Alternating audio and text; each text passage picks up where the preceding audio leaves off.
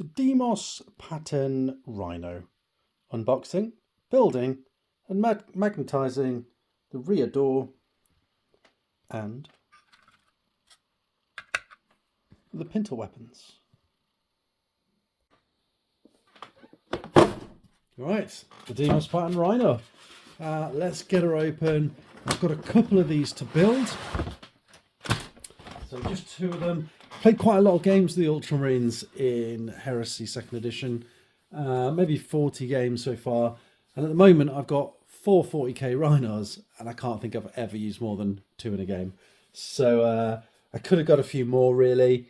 I've got the doors for them. But I think 2 Rhinos is about right for this particular army. I don't want to overwhelm myself and have too much to paint. So let's see what's in the box. Here we go. We've got the pretty renowned weapon sprue that we should have seen a few times by now. I've got about 8 of these. I'm going to be using all these sprues to make lots of different Pintle weapons in this video.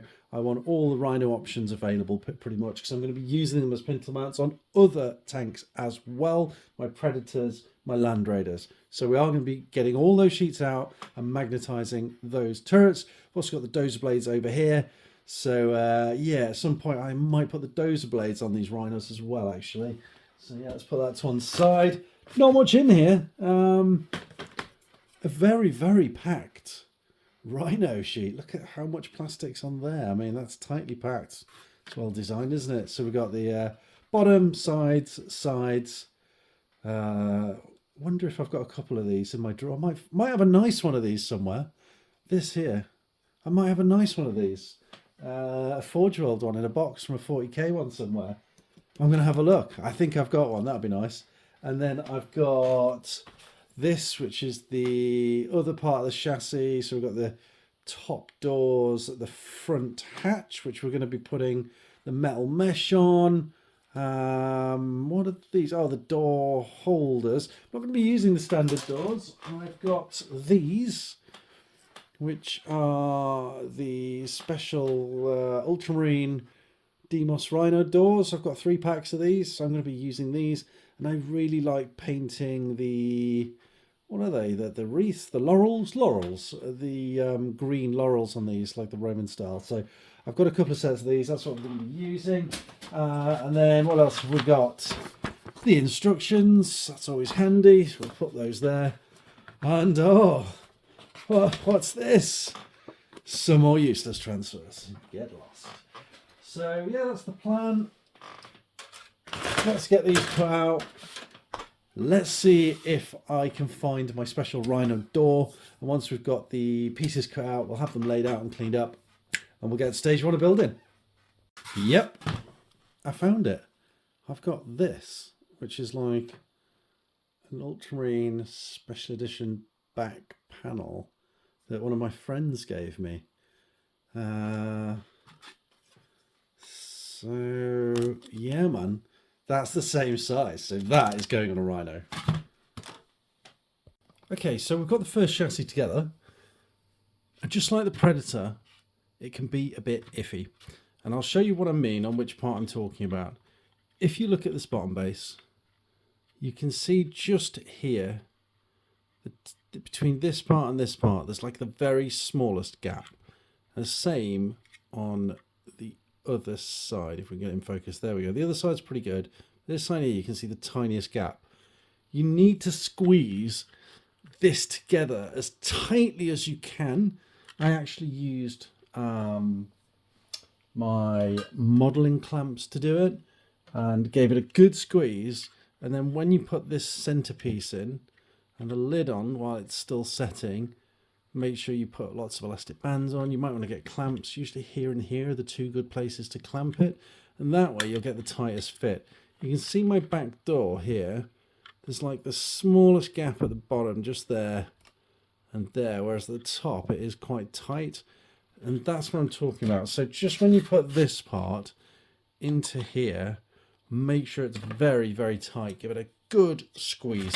So that's the first one done. We'll get the second one put together in the same way, and then we'll get everything set up for part 2, which will be putting the tracks on, I would imagine. The other part to be well aware of is the door at the back. Now, this is one of the special Forge World style doors, so it's not the best fit. You can see it's not closing quite properly. It is quite loose, this one. So this one, what I'm going to do is I'm actually going to put a little magnet here, one on the door, and have it magnetizing closed, because I don't want to glue them shut on the Rhinos. I do want to be able to open them in game, because, you know, it's a nice cinematic bit, like, oop, these guys are getting out, let's open it. The other standard style, so this is the standard door, and you can see this is my second chassis. It's all rubber banded up because I want it to be tight. If you look at the door here, where these connect in, this is going to be very, very tight. So what you need to do is, or what I normally do, is shave the slightest bit off each end, and then I just get my little knife and I just carve the tiniest bit out just to thin this pole a little bit. What I do is carve a tiny bit, dry fit it, carve a tiny bit, dry fit it. Now, I don't think I've got it quite right on here either. Let's take the leggy bands off and have a look. What's this one? Let's get that one out of the way. Let's get that one out of the way. Okay, so here's the door here. And you can see that there's a tiny bit. I mean, it is opening quite nicely, actually. Yeah, it's actually not too bad. There's like the tiniest bit at the top. There you go. But this one, I have carved it slightly down to fit. So just be wary. Don't, for God's sake, please don't stick that straight in both sides of the Rhino. Your door will be rubbish. Yeah, you can see this one's just opening a bit. I'm probably going to magnetize them, but you'll still need to carve a little bit off. So that's the other point to look out for. So there's two things on this build you're very careful about, and that's fitting this part and fitting the sides to the bottom base. What have we got next? So we're going to cut all the tracks out, the front parts here, the fronts for here, probably the top for here. So most of the rest of the tank we're going to do in the next stage. Let me get those cut out. We'll get them on the board all cleaned up so we can see what they look like. All right, so that seemed to work out quite well. I've put two little tiny magnets here. These are my 3mm by 2mm by 1mm rectangular magnets, and they fit exactly in the little grooves that were already there. If you see them, see the little squares, they fit perfectly in there. So what I've done is I've put a magnet on there, and I've just forced it into place with my pliers, and then I've got these long sort of strippy magnets. There's actually two here, and I'm just gonna put one on the inside of each of those just to keep the door in place when we're in place. So yeah, that's very smart. It looks good. All right, so we'll get to cutting all the other bits out. So I'm making a right pig's ear of it. There's no real way to get these magnets to firmly hold this closed up here. So what I've done is a little ingenious. I've made myself a little bar from sprue, all right, from spare sprue, and it slots in here like this. I've not glued it in yet. I'm going to glue that in there, and I'm going to put my magnet on that to enable that to close to it. It seems a bit long-winded, but at least it matches the aesthetics of the part, and it should keep it closed. Give me 15 minutes, and I'll be back with you, and we'll see. All right, fantastic. That did the job. That did what I wanted. So there we go. Put myself a little bar and magnets across the top, and it just sort of flicks closed. I really want this to be flush when it's painted as well. I can open it from the outside. There we go. It's pretty tidy there, and it just closes nicely. So that's done. That's how I'm doing the back things. I've done the other one as well. There we go. They're both closed nicely. Let's keep building. Right, that's all the parts cut out and trimmed. We've got the Deimos doors. These are the forge-rolled ones. I've got a few pairs of these, so they'll both be getting them. If you've seen any of my previous videos, you'll know that I like to put a little piece of metal mesh behind here, which I've cut out. See if I can grab one of those. So this mesh just goes in behind here. It makes a nice effect at the end there. Quick reminder, if you've got pets, hoover up as you go along. Just hoover up the little bits of sprue that you cut off as you go. And the other thing is just a reminder that we're not in a hurry. Take your time. For me, the building and attention to detail is part of the enjoyment of the hobby. So just take your time, make sure you get it right the first time. Little touches like this, little touches like the Deimos doors, they make your army and they bring it together and give it that special something. So let's get all this put on, all these parts put on, the doors put on, the front put on, some cardboard put on there, the mesh behind there, and we'll be back with you to finish off by magnetizing the top pintle mounts.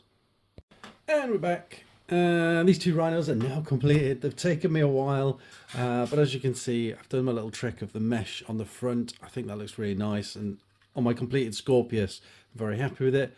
Got the forge world doors on, got the forge world back on this one. I have magnetized these like this, so they've got magnets here at the top as we showed earlier. So we're going to work on the pintle mounts, and I've had the sheets out and I've had the instructions out and I've had a quick look. So what we're going to do, and I'm also going with some experience of play, because I have been playing these options in a good 30-40 games. So what we're going to do is we're going to do the single bolter mount on each, which is the standard loadout. We're going to do the double bolter on each, which is the standard for having a second weapon option. We're going to do one havoc launcher. We're going to do a multi-melter. We're going to do a heavy bolter, at least one of each of those, probably two of each of those, if I'm honest. And then we're going to do a couple of the combi options as well, I think. I'm not a big fan of things like searchlights and what are the other ones? Smoke launchers and things like that. I don't really like the look of them, if I'm absolutely honest, on the tank. Although I might change my mind on that and stick a couple. I might stick a searchlight on one or the other. There's also the dozer blade to consider, which I think does look great on rhinos. So I think I am going to put those on. You've got to think about how you're going to play those. So I might do one on and one off. We'll see. But we're going to work on the pintle mounts. Let me have a think about what we're going to do, and we'll be back. Right, we're back. I've actually had a break of a week before putting these gun turrets on. I've just not been in the mood for modelling. I'm not really in the mood for modelling now, but I wanted to get this finished this weekend while I've got a bit of time. Work's very busy at the moment, and that's what happens in life. So really important thing to point out is that what I didn't realise is that these hatches have this little square bump here, that the sort of stem of the gun goes in, and they weren't fitting on my turrets very well. So when you're building your Rhino, if you want to magnetize the sponson and weapons at this stage here, which is stage 2C early in the process, and this part here, C1, you want to put the cardboard underneath where the turrets are. So underneath the pintle weapons here. Just put a piece of cardboard underneath them, and then what you'll get is you'll get a lot more space between the top and the cardboard magnet. See, this one, it actually fits perfectly. Okay, so this is on my Proteus that I've done previously. This is done right. Put the cardboard underneath. I put the cardboard on top on these ones, and it was a mistake. So what I've had to do is just cut some holes out the cardboard so that when these sit on there, it sits nicely. Okay, like this.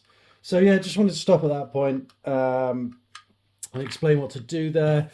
I've got some little square magnets which I've put in here. These are 3B2B2 if I remember rightly, and that's for the magnetize on these. So I'm going to get the basic guns put together and then we'll come back.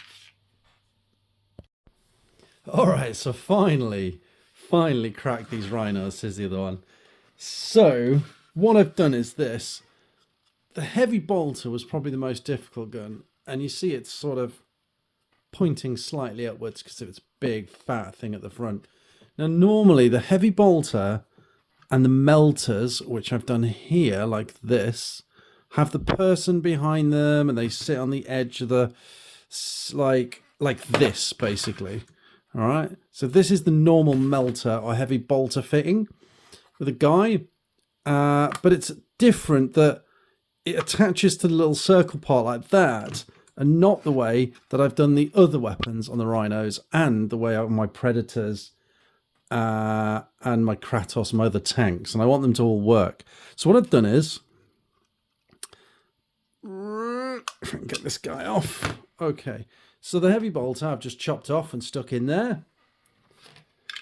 The melters are not quite dry yet. So the melters were very easy and look great, I think. These are the multi-melters. I've done 2 slightly different level ones, so I've got a bit of variety there. All right, so that's those 2. Obviously, I've done the normal bolters for the Rhino like this. That's good. And then obviously for the other options, you have the double bolter, which is here. So there's the double bolter. And then I've got like the combi weapons, which is I've done the combi melter. I've done the combi plasma. Oh, needs a magnet. There's a couple not got magnets, but I'll stick those on a second. Combi plasma like that. I've done a rocket, which also needs a magnet in. We'll get around to that. There you go. So I've given myself a few options. This is the other double bolter for the other tank. So I've done 4 singles, 2 double bolters, a combi melter, a combi plasma, 2 magna melters, a heavy bolter, and a missile thing just for shits and giggles. So that's it for me. That's going to do me for the turret. That's the Rhino finished. All right, final word on the Deimos Rhinos. I found them much harder work than I should have done. I think I struggled with the Pintle weapons, but it was something I need to do to sort of bring the other tanks in my army together. And I've managed to get to where I want. A couple of things to look out for. One, as with all the Deimos tanks, push these in real hard. There are other ways of sort of cutting bits down, but this worked fine for me when I pushed them in. The other thing is obviously when you build the back door, you're going to need to trim this. I didn't do it quite right, so I just magnetized it to make my life easier. And when you're doing the guns here, if you want them to be magnetized, don't do it this way. Stick the cardboard underneath piece C1, and then it'll be a lot easier for you. But hey ho, 2 rhinos done, 2 Deimos rhinos. We've got the standard loadout there. This is my variant with a standard. Oh, that's a single one. Hang on. Where are we? There we go. So this is my variant with the double, the bolter here and the magna melter here. But I've got loads of other options. Whew, tough one to do. That's Stuart from Shade of Heresy out on the Rhino project. I've no more tanks to build, thank God. I think I've built, a dozen tanks in the last few months, and I am done. So I've got 2 10-man tack squads to build in my next video. But I hope you enjoyed that and got something from it. Have a lovely week. Thanks for watching. Take care. Oh, just a quick note, if you are interested in other magnetization videos, I'll put a little menu here. Please subscribe over here somewhere. Thank you. Bye-bye.